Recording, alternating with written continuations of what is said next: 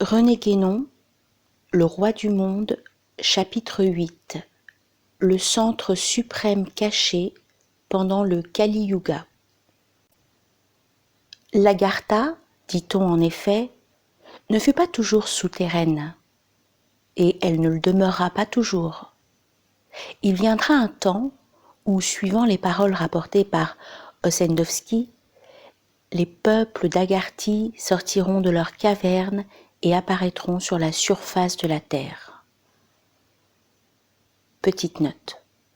Ces mots sont ceux par lesquels se termine une prophétie que le roi du monde aurait faite en 1890, lorsqu'il apparut au monastère de Narabanchi. Fin de la note. Avant sa disparition du monde visible, ce centre portait un autre nom, car celui d'Agartha, qui signifie insaisissable ou inaccessible, est aussi inviolable, car c'est le séjour de la paix, Salem. Ne lui aurait pas convenu alors. Ossendowski précise qu'il est devenu souterrain il y a plus de 6000 ans. Et il se trouve que cette date correspond avec une approximation très suffisante au début du Kali Yuga, ou âge noir, l'âge de fer des anciens occidentaux, la dernière des 4 périodes en lesquelles se divise le Manvantara. Petite note. Le Manvantara, ou ère d'un Manu, appelé aussi Mahu Yuga, comprend 4 yugas, ou périodes secondaires. Krita Yuga, ou Satya Yuga, Treta Yuga, Dwapara Yuga et Kali Yuga, qui s'identifient respectivement à l'âge d'or, à l'âge d'argent, à l'âge d'airain et à l'âge de fer de l'Antiquité gréco-latine. Il y a, dans la succession de ces périodes, une sorte de matérialisation progressive, résultant de l'éloignement du principe qui accompagne nécessairement le développement de la manifestation cyclique dans le monde corporel à partir de l'état primordial. Fin de la note. Sa réapparition doit coïncider avec la fin de la même période.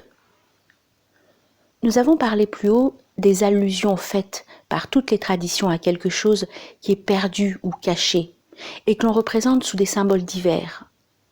Ceci, quand on le prend dans son sens général, celui qui concerne tout l'ensemble de l'humanité terrestre, se rapporte précisément aux conditions du Kali Yuga. La période actuelle est donc une période d'obscurcissement et de confusion. Petite note. Le début de cet âge est représenté notamment dans le symbolisme biblique par la tour de Babel et la confusion des langues. On pourrait penser assez logiquement que la chute et le déluge correspondent à la fin des 2 premiers âges. Mais en réalité, le point de départ de la tradition hébraïque ne coïncide pas avec le commencement du Manvantara. Il ne faut pas oublier que les lois cycliques sont applicables à des degrés différents pour des périodes qui n'ont pas la même étendue et qui parfois empiètent les unes sur les autres, d'où des complications qui, au premier abord, peuvent sembler inextricables et qu'il n'est effectivement possible de résoudre que par la considération de l'ordre de subordination hiérarchique des centres traditionnels correspondants. Fin de la note. Ces conditions sont telles que, tant qu'elles persisteront, la connaissance initiatique doit nécessairement demeurer cachée, d'où le caractère des mystères de l'Antiquité, dite historique, qui ne remontent pas même jusqu'au début de cette période, et des organisations secrètes de tous les peuples, organisations donnant une initiation effective là où subsiste encore une véritable doctrine traditionnelle, mais qui n'en offre plus que l'ombre quand l'esprit de cette doctrine a cessé de vivifier les symboles, qui n'en sont que la représentation extérieure. Et cela parce que, pour des raisons diverses, tout lien conscient avec le centre spirituel du monde a fini par être rompu, ce qui est le sens plus particulier de la perte de la tradition, celui qui concerne spécialement tel ou tel centre secondaire, cessant d'être en relation directe et effective avec le centre suprême. Petite note. Il ne semble pas qu'on ait jamais remarqué comme il convient l'impossibilité presque générale où se trouvent les historiens d'établir une chronologie certaine pour tout ce qui est antérieur au VIe siècle avant l'ère chrétienne. Fin de la note. On doit donc, comme nous le disions déjà précédemment, parler de quelque chose qui est caché plutôt que véritablement perdu, puisqu'il n'est pas perdu pour tous, et que certains le possèdent encore intégralement. Et s'il en est ainsi, d'autres ont toujours la possibilité de le retrouver, pourvu qu'ils le cherchent comme il convient. C'est-à-dire que leur intention soit dirigée de telle sorte que, par les vibrations harmoniques qu'elle éveille selon la loi des actions et réactions concordantes, elle puisse les mettre en communication spirituelle effective avec le centre suprême. Petite note concernant les actions et réactions concordantes. C'est une expression empruntée à la doctrine taoïste. D'autre part, nous prenons ici le mot intention dans un sens qui est très exactement celui de l'arabe niya, que l'on traduit habituellement ainsi. Et ce sens est d'ailleurs conforme à l'étymologie latine des intendere, tendre vers. Fin de cette note.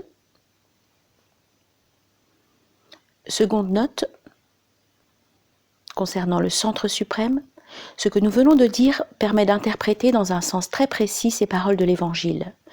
Cherchez et vous trouverez. Demandez et vous recevrez. Frappez et il vous sera ouvert.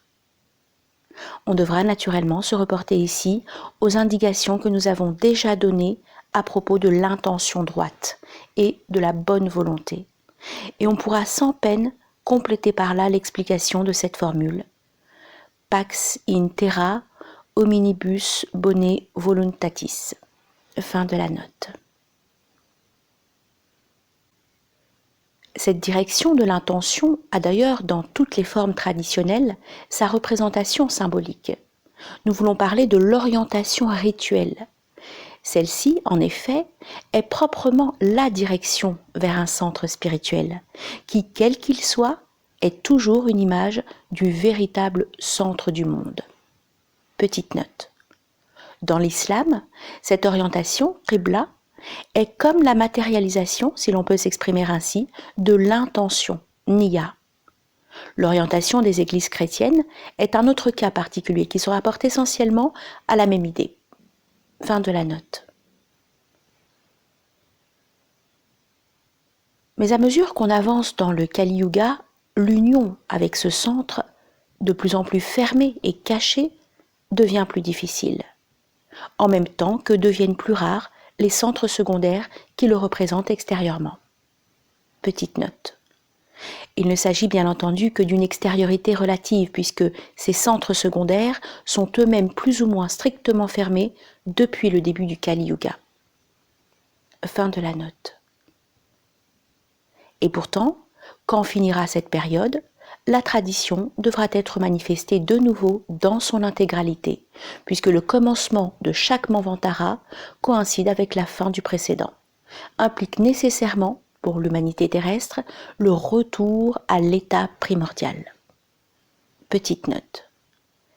C'est la manifestation de la Jérusalem céleste qui est, par rapport au cycle qui finit, la même chose que le paradis terrestre par rapport au cycle qui commence, ainsi que nous l'avons expliqué dans l'ésotérisme de Dante.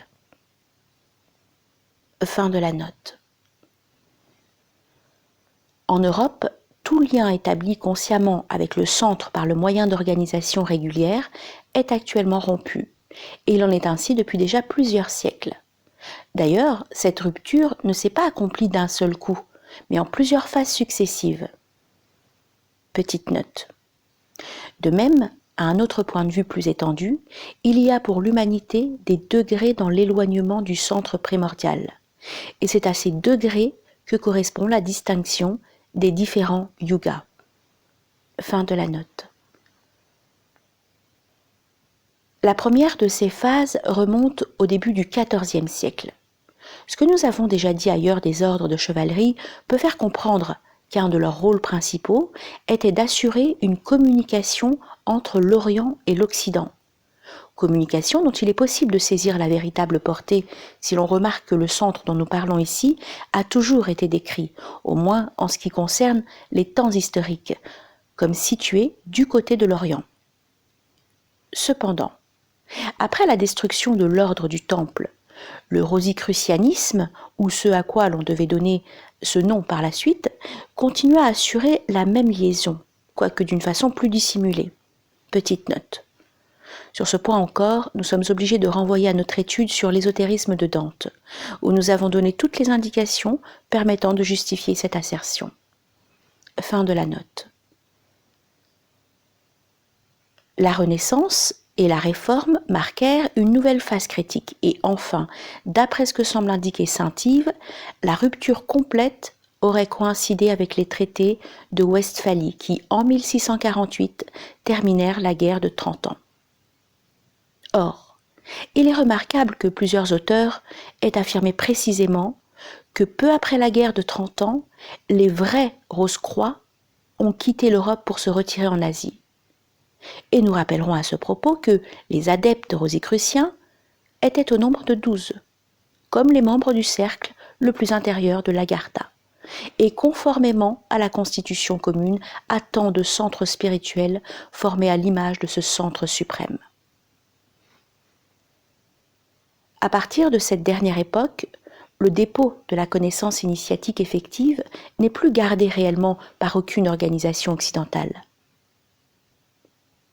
Aussi, Swedenborg déclare-t-il que c'est désormais parmi les sages du Tibet et de la Tartarie qu'il faut chercher la parole perdue. Et de son côté, Anne-Catherine Emmerich a la vision d'un lieu mystérieux qu'elle appelle la montagne des prophètes et qu'elle situe à peu près dans les mêmes régions. Ajoutons que c'est des informations fragmentaires que Madame Blavatsky put recueillir sur ce sujet, sans d'ailleurs en comprendre vraiment la signification, que naquit chez elle l'idée de la Grande Loge Blanche, que nous pourrions appeler non plus une image, mais tout simplement une caricature ou une parodie imaginaire de l'Agartha. Petite note. Ceux qui comprendront les considérations que nous exposons ici verront par là même pourquoi il nous est possible de prendre au sérieux les multiples organisations pseudo-initiatiques qui ont vu le jour dans l'Occident contemporain. Il n'en est aucune qui, soumise à un examen quelque peu rigoureux, puisse fournir la moindre preuve de régularité. Fin de la note.